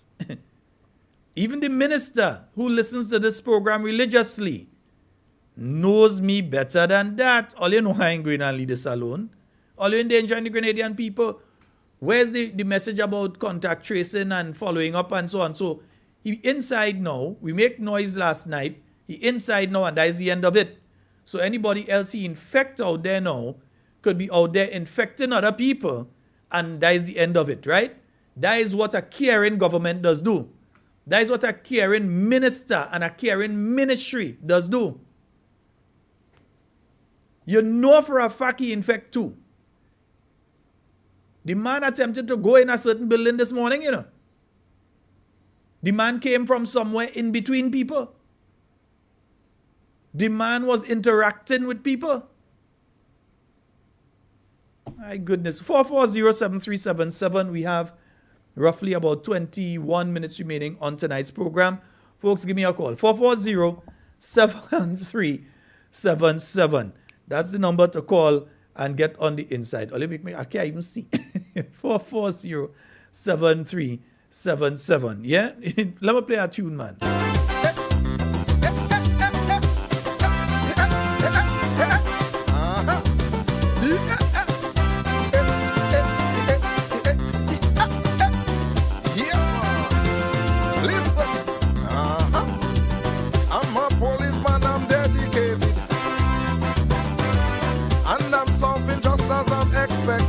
Let me also shout out happy birthday greetings to Ambrose Bernard. Out there in the US, Ambrose. Yeah, man. Happy birthday to you as well. If they're fretting me again, we walk good about you, don't give a fuck. Administration is riding we back. All you fretting me, you hear me? Most of us do the pre-promotion. promotion goes. Now you drop seal and busting with all you fretting me. Don't fret me, don't fret me, don't fret me, don't fret me, don't fret me, don't fret me. I said don't fret me, don't fret me. And you know the worst thing? When I spoke about it, you had all those NDC coming out last night while I'm doing the show, after the show, and trying to dismiss it and saying, oh, that is lie. You hear that? Or let us hear a lie on this program. Anything I say on here, I could go and prove it after. Why do you think I've never been to court for any of the things that I say on this show? Why do you think so? It's because I am speaking the truth. So I know I'm not a crazy guy. I wouldn't come onto this show and go and make a statement like that I know that there are certain things that can happen when you make a statement like that. But I thought it was important to say it. And I nearly called his name last night, you know. I nearly called the guy name and put up the picture last night. I got to do it. I was going to do it. And I said last minute, I said, no, let me just hold off on that little piece of it. Let me hold off on that piece. You know what you're putting out is true. The source is a reliable source that you've gotten the information from. You could go ahead and go with the information. By the time I ended the program, somebody WhatsApp me and they tell me that's the guy name. I didn't call the name, but they WhatsApp me and say, look, the guy name. So there's a constant thing that has been happening. You all heard the piece that I played from March, from the Ministry of Health. You all heard what I played there tonight. Or they thought it was gone with the GIS YouTube page? No, I save everything. Yeah? So that is why I have it. Nice? So, 440-7377. 440-7377. That is the number for you to call on the, like, are you okay with this thing? Hey, oh, this kind of thing going on. The minister had to go. The minister is the chief one responsible for all of this. How you could be a minister in a ministry? You know that there's a person out there that could cause the death of even your constituency. Man could have been lying in your constituency. He could have gone online by a bar in your constituency. Suppose the man go and lineman near to a school when school reopen in your constituency. Suppose he goes to a health facility in your constituency without declaring what he's suffering from and infects the workers and the visitors to that facility. You, the minister, and you don't care about that? You didn't think it's important to do what I did last night and make sure that the nation know that this was taking place? You didn't find that important? Then time for you to go. You ain't care about people. You can't care about people. And Ministry of Health, time to let us know the others who run in our way too. Don't hold it back. Give us the information. We go make sure they come in. You want the public help? You want our help? Send a picture to us. Send it. Send the information. Let us know where it does hang out. You see how fast we get this one? We will get the others for you. Send the information, come. Because apparently it's not one person that they have this situation with. From what we have heard from since March. And they have done nothing because now they bring back the man in the same place that he escaped from. They bring him back in the same place he escaped from and say they are addressing. So in other words, they're speaking of something that is in progress, not something that has been completed. So it is still in a state from which he can escape again. So you make up your mind that you have to do this thing properly. Yeah? You all have not made up your mind that you have to do this thing properly. Yeah, okay. So all you want it. 440-7377. That is the number to get on the inside. All you fretting me. We walk good about you, don't give a fuck. Some of all you just attacking me. You tell me some all you in St. George Southeast going and vote for a person that just endanger all your lives like that? Nah, man. Joke all you making. But all you stabbing nothing with chest. All you fretting me. The man could have take a bus and go up Monjaloo, you know. He could have been Lyman in Marianne right now. Me, don't fret me. Don't fret me. Who knows if some of the others that have walked out and refusing to take their treatment and so on, who knows if some of the others are not within your communities right now? Because the minister in care enough to make sure that that information is put out there so people know who they are. As I said, this is not like a case of somebody that has HIV, that you and the person consent to an act that could give you that virus. This is a non-consenting something. You're traveling on a bus because you're looking to go somewhere and this man sit down on the bus, kufum, kufum, kufum. You going to buy something, a food place or something, and this one, kufum, kufum, kufum. And he don't even matter cough, he just had to talk. He don't even matter cough, he just had to talk. And that is it. Come on, Grenadians. We cannot allow people that have utter disregard for our own health and safety be in charge of our country. They have to go. And if they can't handle the job, be big man. Say to the Prime Minister, listen, I can't handle this thing and I think I'm ready to go. Say to the Grenadian people, we can't handle this thing. It was a good run. We make real money. We get a lime real place. We get to go real country and thing. I'm ready to go. Say to that to the Grenadian. Let the Grenadian people get competent people, because we have people like Dr. Mayana Charles, Competent people who could handle situations like this effectively. We have a Prime Minister in waiting in the person of the Honorable Emmeline Pierre, who would not allow a situation like this to happen. She wouldn't be busy on a private plane going to Qatar to get campaign funds. She wouldn't be busy doing that while situations like this exist in the country. That has never been the New National Party way. We've always dealt with situations like this when it comes up effectively. When you listen to Dr. Charles, you know the first thing he said? That Grenada has been good before because we've had for a long time, we've had proper measures put in place. That's the first statement he was making there on the clip that I played. That over the period of time, you've been having good measures put in place that has kept our epidemiology at a certain level. But now we see what is happening. You have people that don't care. And I ain't talking about people like Dr. Charles. He cares. You hear him telling people this is what happening. But these people and them that's in office right now, they don't care. We have a caller online. Let's go to the phone line. Hello, good night. Hello. Hi, good night, caller. Go right ahead. Yeah, good night, Sheldon. How are you? I'm fine. Yeah, Sheldon, in the case of the guy that the tuberculosis, this is the third time he getting away from there, The third time, okay. This is the third time. You remember they say that he had a breakout with tuberculosis in prison? Yes. He was in prison at that time. So I do believe it's there he get it from. But this is the third time. And he was outside right now for at least about 2 weeks. I know I see the man last week. You know who I could tell him that? I want to see family sister. All we go say is that you know where you know. Yeah. Mm-hmm. So don't let it fool people. They're just trying to fool people. Trying to keep things on the wrap. But he was outside about 2 weeks though. Mm-hmm. Okay. Then. Which puts him during carnival time. Pardon me? And that puts him out during carnival. I'm not here. No, I said, and if it's 2 weeks, that means he was out during carnival? He was outside on the carnival time. Yeah. Uh-huh. All right, my dear. Thank you so then. very much. Mm-hmm. So, you're hearing? People in the south, you all know. People in Tong, you all know. You all know, and we're not saying this to scaremonger. We're saying this so that the proper measures are taken.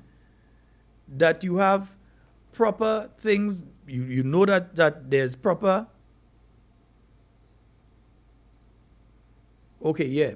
You know that there are proper things that have to be done in a specific way. Do the things that have to be done in the proper manner. 4407377. In this bliss, but all your stabbing nothing with chest, all your fretting me. Don't fret me, don't fret me, don't fret me, don't fret me, don't fret me, don't fret me. I said don't fret me, don't fret me. All your fretting me. Hey, right after it. 4407377. Any tiffin man not go in your hope.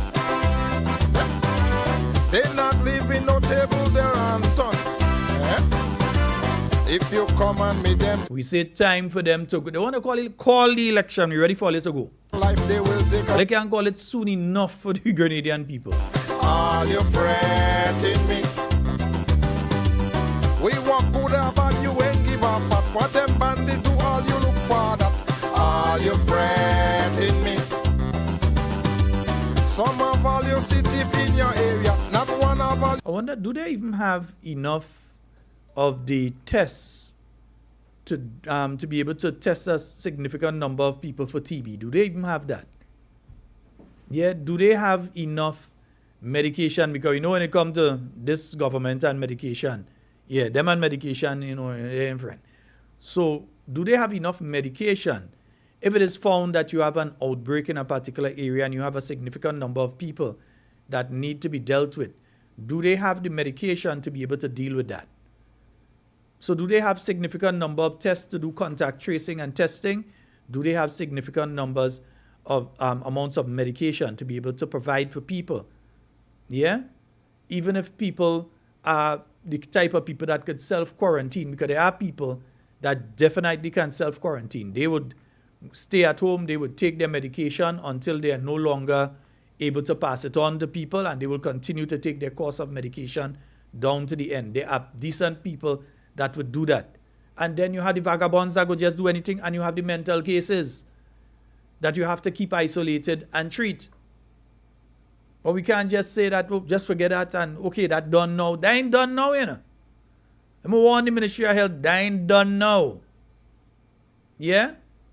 Or you must have a press conference sooner or later, though. He must come. Yeah? You all must have a press conference sooner or later. Or you must, well, you're lucky the press conference come out yesterday. Well, they didn't tell people in the press conference yesterday that the active TB case running around the place sharing it. Yeah? Or they should have tell people that. That is what you all needed to tell people. Yeah? That is what you all needed to tell people. Come in and tell them about Polaris and all kind of nonsense when it's people out here endangering people's life.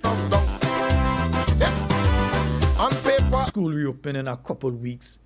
Your children had to be on bus. We had to be on bus going back and forth and all kind of thing.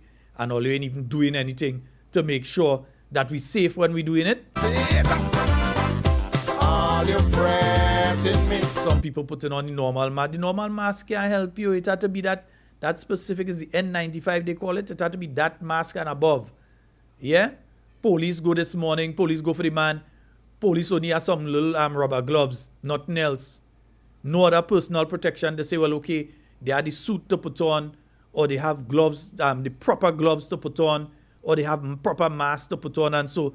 And the ministry that have it, the same ministry led by the same minister, the same ministry that there, the ambulance afraid to come. You can't upset with the ambulance workers. The ambulance afraid to come. They say, we come for that man. They afraid. Our drug men want to operate freely to spoil the good name of our country. I'm playing this one on behalf of all the policemen, yeah. Call the lawyer. Yeah. Judge and lawyer see police as the offender. Say what? What is that? All you fretting me. Yeah.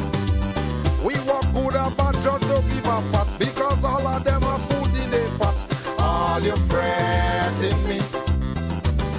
And folks, I want to remind you all of the remembrance service in loving memory of former Senator Neelan Franklin. And it says here, a year has passed, but our hearts still carry the pain. Though time moves on, our search for truth and justice remains.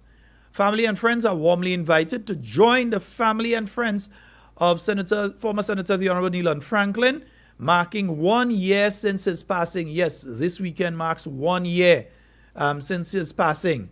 And that remembrance function will be taking place this Sunday at 6 p.m. And it's going to be at the Garden of Remembrance, Brizan, the car park in Brizan. Yeah?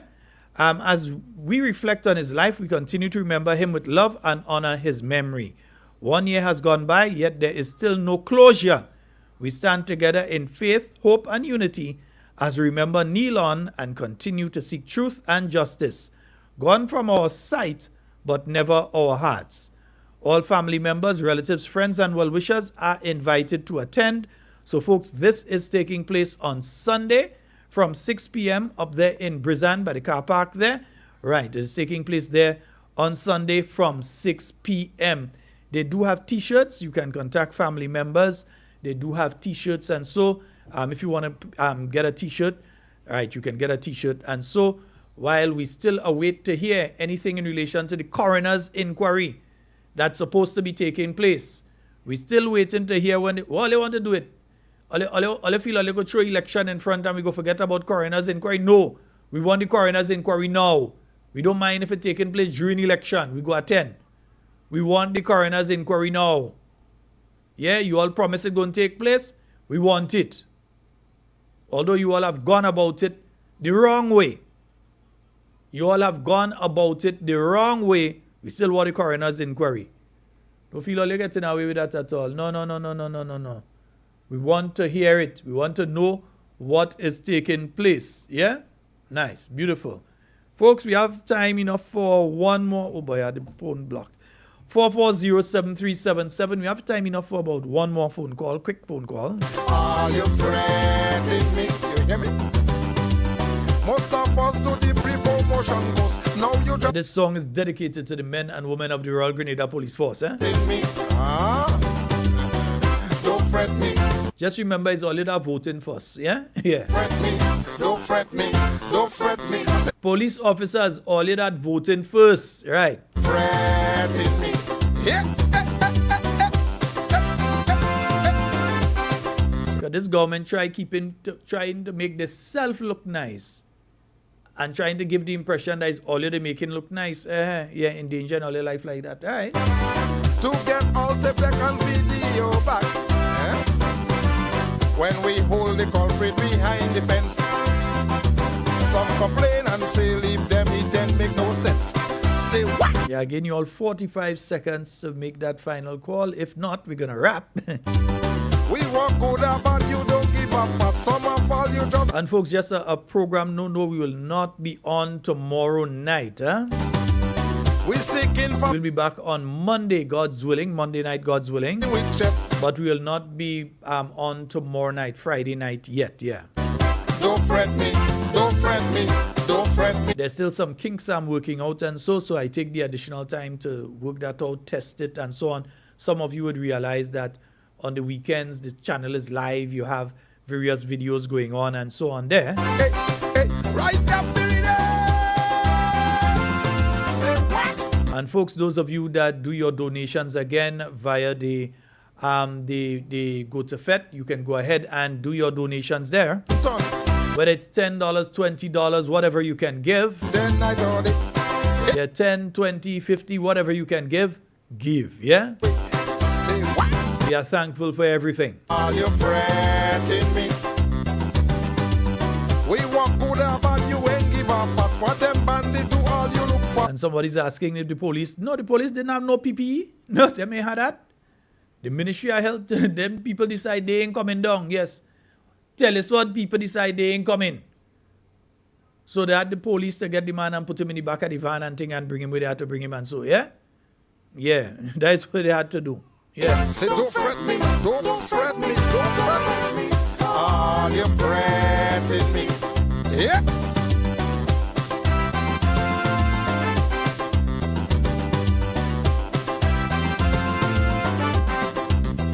Yeah, boy, the greatest I ever see. I want people to help with something, but you ain't. Oh boy, and somebody call as soon as I go in and rap, you know. Let me take the phone call. Let me take that phone call. Hello, good night. Good night, Sheldon. You're getting just under the wire, you know, because I just got to close. Go right ahead. Just a quick thing. Just wanted to say to the public, Sheldon, if in case they don't have any TB tests available, and they having symptoms, they can probably just do a chest X-ray. Yeah, a chest X-ray would also show it. Yeah, you see it. Yes. See it showing up in the lungs. Yeah. So before you go, just quickly let people know, because there may be people that have been in contact with this individual or gone into places that he has been. Just quickly let folks know what some of the symptoms are. Once again. So it's fever, it's night sweat, It's decreased appetite, weight loss, chest pain, coughing of blood, and a cough, a constant cough that you will have like for more than about 3 or more weeks. That keeps going unless you start getting treatment. Okay. All right. So, folks, you know you have that constant cough, the coughing, going, them kind of thing like that. Go and get yourself checked out. Put on a mask when you go in there, because next thing, if you suspect you have something, and this is just common sense, Nurse Wendy, if you believe that you've been infected with something like this, it is only fair to the workers at the hospital and the medical facilities. Put on a mask and go. Don't go for them to tell you you have it and then you put on a mask, because then you infect everybody on the way there and the people there itself. Put on a mask when you're going to these places, please. Yeah, until we get a handle on this thing and we have 0 cases. And that's what we want to get to. 0 cases on island. We ain't want none. We want to make sure we check and we have 0 cases on island. Yep. Yes, indeed. All right, nurse, thank you so very much. You're welcome. Good night. All right, my dear. Okay. Yes, indeed, folks. So that is all the time we have for Talking Points tonight and for this week. I did promise I'd do the Friday, but I do have things that I need to take care of tomorrow and on Friday night. So, folks, we want to thank each and every one of you for being here with us this week, being on with us on Talking Points. Indeed, all of the folks who have been visiting from the diaspora, some of you are going back this weekend. Some of you went back to, there's one particular person I really wanted to meet, them and their husband, but time just didn't allow. I humbly apologize. You know how it goes sometimes, especially when you're doing programs like these and other things at the same time. So I do apologize. I do hope that I will see you when you're next on The Spice. I want to thank all of you that have made your donations, all of you that will be making your donations in the next few minutes. I would like to thank all of you and each and every one of you for the love that you have shown, the encouragement that you continue to give to the program. Folks, we'll be back on Monday night with more Talking Points for you. Don't forget, we have 2 activities. Lord, hey, Olio, wait, don't go yet, Olio. We have a major activity, and Lord, we are putting for the activity. We have a major activity taking place on Saturday night. Yes, remember we had in Telescope for 6 p.m. Telescope Junction for 6 p.m. The birthday of the political leader of the New National Party, the Honorable Emlyn Pierre. And you'll also be having a meeting there taking place at the same time. That is this Saturday, day after tomorrow. It is taking place. So we hope to see you all there. Right, I know I will be there, God's willing. So I hope to see you all there this Saturday night. All right, folks, I am out. Do enjoy the rest of your night tonight and hope to see you all at the activities over the weekend in Telescope at that meeting and also at the function on Sunday in remembrance of Nealon Franklin.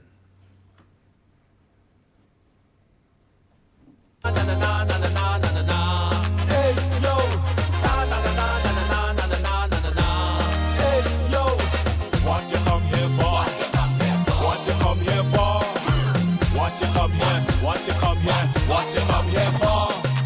All we want is unity and peace. Hey, in the party, we don't have to live like peace. No. All we want is unity and peace. Hey, in the party, we don't have to live like peace. No.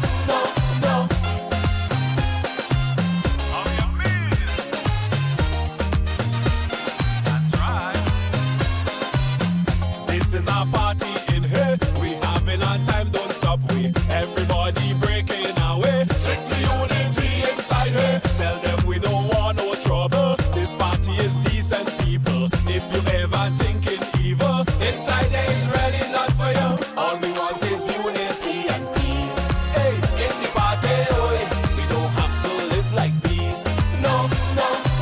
All we want is unity and peace. Hey, in the party, we don't have to live like peace. No.